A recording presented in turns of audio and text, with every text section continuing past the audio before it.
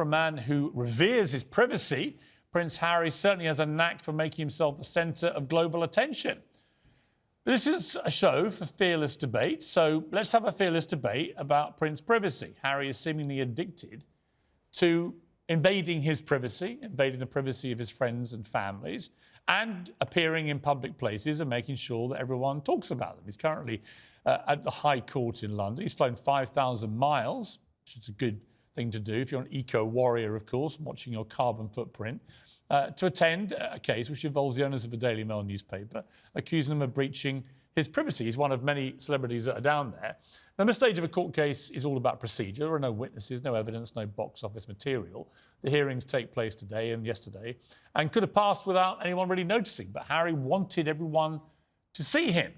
He wanted to make the front page news, and he arrived turning up with a big grin on his face and leaving with a big grin on his face, looking like he's rather enjoying it all, which is probably not the best look for someone who's wanting us to believe that he's in trauma because of the invasion into his privacy, which came just before his own grotesque invasion of other people's privacy. So it's all a bit complicated, isn't it? And he didn't slip in quietly through the side entrance like some of the others involved in this case.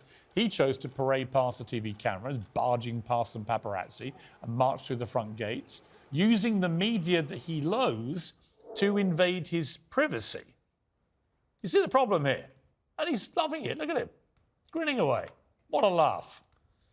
Nothing better than the cost of living crisis than watching multi-millionaires rocking up in court wanting money for invasions of privacy just after they've invaded their own. So Harry seems to me to be rather confused about his treatment by the media. It's almost like he wants to keep his privacy so he can invade it when he's invading everybody else's. Even our fair-minded peers on neighbouring networks appear to have woken up and sniffed the hypocritical coffee. He has been taking lots of notes again today. There's no need for him to be here because all of the evidence that's being presented on behalf of the claimants is written. So it really is, the fact that he's appeared today was about sort of being seen publicly. Of course. Well, Harry's hatred of the media was laid bare in 6 hours of media bashing for Netflix, which ironically is the same media company that just happens to pay him $100 million and, of course, is also airing The Crown, which invades the privacy of his entire family on a minute-by-minute basis and often grotesquely mischaracterises the truth. But no matter, there's money, so he'll keep quiet about that. But there's a major flaw also in Harry's campaign against press invasions of the privacy, and it's this.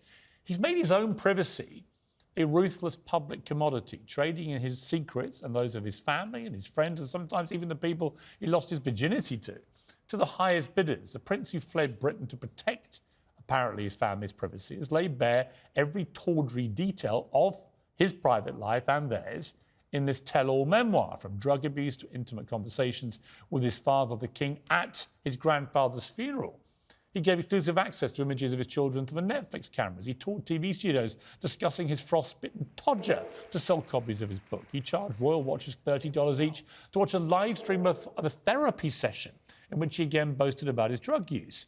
How much self-destruction of your own privacy can a public figure get away with before they abrogate their right to privacy? But privacy isn't really at the heart of Harry's crusade. He's made that crystal clear by selling it to the highest bidders. Now, what Harry really wants is control. He can control the narrative in Netflix shows. He can control the questions he's asked in publicity junkets. He can't control his version of the truth in his book or books. What he cannot control is a free press. And yet a free press, warts and all, good, bad and ugly, of the type we have in this country, is the very cornerstone of a democracy. And that's why Harry, who wants complete control over everything that's said and written about him, is so afraid of our free press.